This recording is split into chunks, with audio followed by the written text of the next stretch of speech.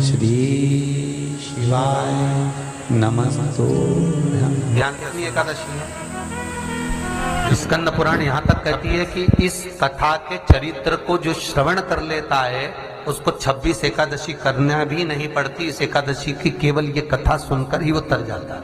बहुत ध्यान से सुनना इसको, कथा तो बड़े भाव से सुन लो इसको, है? बड़े प्रेम से।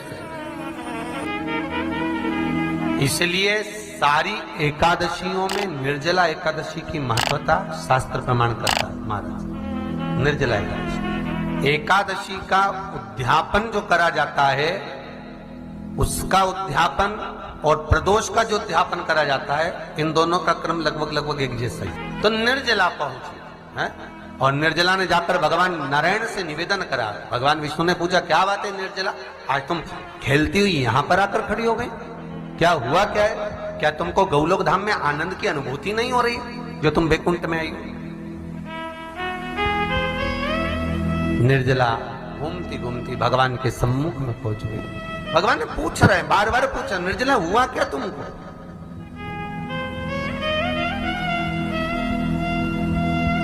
ए निर्जला, ए एकादशी, हुआ क्या है तुम? क्या कारण है तुम्हारे यहां आने का, वैकुंठ पहुंचने का?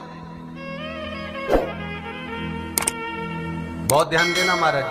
शास्त्र कहता है सोमवार, मंगलवार, बुधवार, गुरुवार, शुक्रवार, शनिवार, ये देवता वो देवता सबके व्रत कर लो, सारे व्रत कर लो, पर ये व्रत आपको परमात्मा के धाम तक लेकर नहीं जा सकते, क्योंकि इनका जो पुण्य है वो मृत्यु लोक में आप थोड़ा सा भी गलत करते हैं तो पुण्य समाप्त हो जाता है।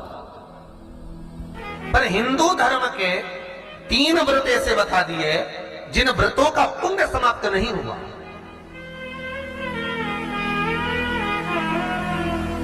हिंदू धर्म के 3 व्रत ऐसे हो गए जिनका पुण्य समाप्त नहीं हुआ महाराज। क्यों?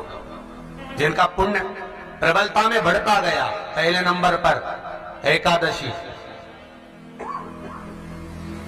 दूसरे नंबर पर प्रदोष और तीसरे नंबर पर शिवरात्रि। एकादशी भी 26 है तो प्रदोष भी जम के बोलते जाओ 26 है। शिवरात्रि केवल 12, केवल 12, और अगर अधिक मास की पड़ जावे तो ये 13, पर अधिक की आय तो 13 है।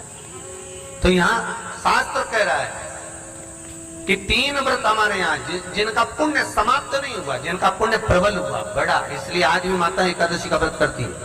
और एकादशी का व्रत कर कर अगर कोई जीवात्मा को देते हैं, कोई मर भी गया तो उसको एकादशी का दान देते हैं। एकादशी का उसको दान दिया है। महाराज निर्जला खड़ी, पूछा क्यों आई, क्या कारण? निर्जला आई, तब लक्ष्मी मैया उठकर निर्जला के करीब में गई।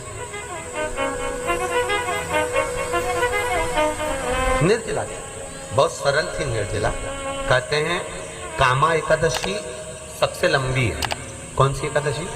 कामा। फिर मोक्षदा उससे नीची है महाराज। और निर्जला जो है बिल्कुल छोटा स्वरूप है। निर्जला का मतलब देखा जाए तो केवल 2 चोटी करी हुई है। मस्तक पर भोर लगा हुआ है निर्जला के, माथे पर बिंदी लगी हुई है निर्जला के, सुंदर गले में तुलसी की मालाएं पहनी है निर्जला, हाथ में जो हाथ फूल जैसी माताएं पहले पहनती थी, आपको ध्यान में होगा, ऐसा बड़ा फूल होता था, अंगूठियां पड़ी होती थी, हाथ में ऐसा लगा रहता है। तो निर्जला हाथ फूल भी तुलसी के धारण करी। बड़ा सुंदर स्वरूप है माता निर्जला का महाराज। छोटी है तो माता लक्ष्मी उनके पास में गई और निर्जला से जाकर पूछा, निर्जला तेरे आने का कारण क्या है, तू बता। नारायण आपसे पूछ रहे हैं कि क्यों आई हो, किस लिए आई हो, क्या है तुम्हारे आने का कारण? निर्जला ने कहा, मेरी विनती केवल इतनी सी है मां कि मैं ये चाहती हूं कि मैं जीव के प्राण छूटने के बाद उसके प्राणों को जिस समय मैं लेकर जीवात्मा के प्राणों को परमात्मा तक भेजूं, वैकुंठ तक भेजूं, गौलोक धाम तक भेजूं, उस बीच में मुझे ले जाते समय कई नरक भी बीच में पड़ेंगे, कई स्थान ऐसे बैतरणी आदि के स्थान बीच में आएंगे तो वो स्थान में मुझे रोका ना जाए, मैं सीधे भगवान के धाम पहुंच जाऊं। ऐसी कृपा, ऐसी दया। जितनी माताएं एकादशी का व्रत करती, बहुत ध्यान से सुनना आज की कथा हो, शायद जिंदगी में मिली ना मिली, और ये कथा का रिश्ता तो बहुत ध्यान से सुनना। स्कंद पुराण यहां तक कहती है कि इस कथा के चरित्र को जो श्रवण कर लेता है उसको 26 एकादशी करना भी नहीं पड़ती। इस एकादशी की केवल ये कथा सुनकर ही वो तर जाता है। बहुत ध्यान से सुनना इसको, कथा को। सबसे पहला नियम एकादशी व्रत का, सबसे पहला नियम है कि आप जिस दिन व्रत करो उसके एक दिन पहले भक्ति का संचार इस हृदय में करो। भक्ति का संचार इस हृदय में कर लीजिए। जिस दिन आप व्रत करो, जैसे एकादशी का व्रत कर रहे हो तो दशमी के दिन शाम का समय जब आवे, रात्रि जब होने लगे, शाम का समय आवे और रात्रि का आप जब भोजन ग्रहण करो तो उस भोजन में कोई ऐसा पदार्थ ग्रहण मत करिए जिस पदार्थ के कारण आपकी एकादशी बिगड़ जाए। कोई बेकार भोजन में ग्रहण नहीं करना, श्रेष्ठ भोजन ग्रहण करिए दशमी। और एकादशी का दूसरा नियम बहुत ध्यान से सुनिएगा। जिस दिन आपकी एकादशी का व्रत हो उस दिन प्रयास करिएगा कि अपने हाथ से किसी भी वृक्ष की कोई पत्ती टूटे ना। अपने हाथ से किसी भी वृक्ष की, पौधे की, किसी भी वृक्ष की पत्ती अपने हाथ से ना टूटे। बहुत ध्यान दीजिएगा महाराज। एकादशी का ये दूसरा नियम है कि अपने हाथ से किसी पौधे की, किसी वृक्ष की, किसी डाली की कोई पत्ती ना टूटे, इसका प्रयास करिए।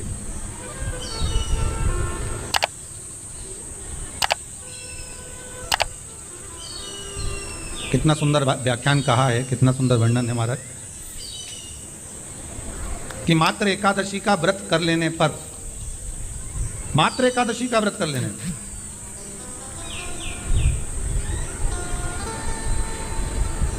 जो पूर्व में किया गया हमारा पाप कर्म है, हमने किसी जीव की हत्या करी है, हमने किसी को कष्ट प्रदान करा है, हमने किसी को अपशब्द कहा है, हमने किसी को ताने दिए, हमने किसी को आड़ा टेढ़ा कहा है, हमने किसी को गालियां दे दी है, मात्र एकादशी का व्रत ही कर लेने पर ये सारे जो दोष हैं वो समाप्त हो जाते,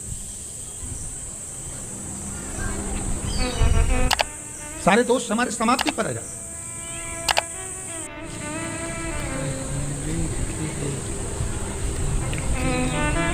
अब एक विचार करिएगा थोड़ा सा अपने मन में, अपने चित्त में, अपनी वृत्ति में एक बात उतारिएगा। एक अपने मन में एक बात को उतार कर रखिएगा कि आप अपने पाप को, अपने पाप कर्म को जिस दिन क्षीण करने वाले हो, समाप्त करने वाले हो, अपने पाप को आप जिस दिन समाप्ति पर लेकर जा रहे हो तो उसके एक दिन पहले आपको प्रसन्नता होना चाहिए कि नहीं होना चाहिए कि कल मेरा पाप कटने वाला है, कल मेरा पाप समाप्त होने वाला है। जो मैंने पाप कर्म करा है वो समाप्त होगा, जो मैंने पाप कर्म करा है वो कल समाप्त हो जाएगा। तो एक दिन पहले आपके चेहरे पर प्रसन्नता होगी ना होगी?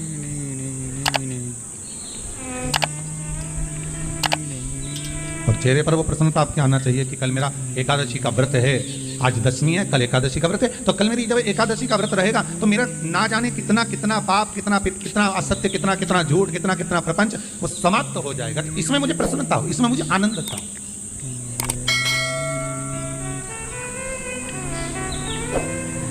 तो क्या कहा गया कि प्रयास करिएगा कि एकादशी के दिन कोई वृक्ष की, कोई डाली की, कोई कोपल की कोई पत्ती ना तोड़ी जाए। क्यों? तो कहा अगर उस पत्ती को हम तोड़ देते हैं, वृक्ष की पत्ती को या क्यारे में लगी हुई कोई डाली की पत्ती को हम तोड़ देते हैं तो एकादशी का पुण्य फल प्राप्त नहीं होता, एकादशी का कोई फल हमारे खाते में नहीं जाता, पुण्य फल प्राप्त। अब फिर भले तुम चाहे तुमने मोरदन खाया हो, चाहे तुमने फिर चिप्स खाई हो, चाहे तुमने फिर व्रत का कितना ही सामान खा गए और तुमने सोचा कि आज मेरी एकादशी है, तो फिर उसका कोई फल प्राप्त नहीं, उसका कोई सुख प्राप्त नहीं आपको। फिर रहे हैं वो भी श्रवण करें। एकादशी के दिन बन सके एक बेलपत्र, उस बेलपत्र के मध्य भाग में बीच वाली पत्ती पर लाल चंदन और दोनों पत्तियों पर पीला चंदन, नीचे वाली दोनों पत्तियों पर पीला चंदन, बीच वाली पत्ती पर लाल चंदन और दोनों पत्तियों पर पीला चंदन। और इसी बेलपत्र के साथ में जो लाल चंदन वाला जो पत्ती है उस पर एक श्वेत पुष्प, सफेद फूल रखकर आप अपनी कामना कर जब आपको जल चढ़ाते चढ़ाते 3 महीना, 4 महीना, 5 महीना, 6 महीना आपके हो जाए और बाबा देव अधिदेव महादेव को जल चढ़ाते चढ़ाते समय बीत जाए, तब बाबा से अपने दिल की बात कहने के लिए लाल चंदन, सफेद पुष्प, पीला चंदन दोनों पत्तियों पर अपने हाथ में लेकर कामना कर अशोक सुंदरी वाली जगह पर जब हम उसको समर्पित कर, अशोक सुंदरी वाली जगह पर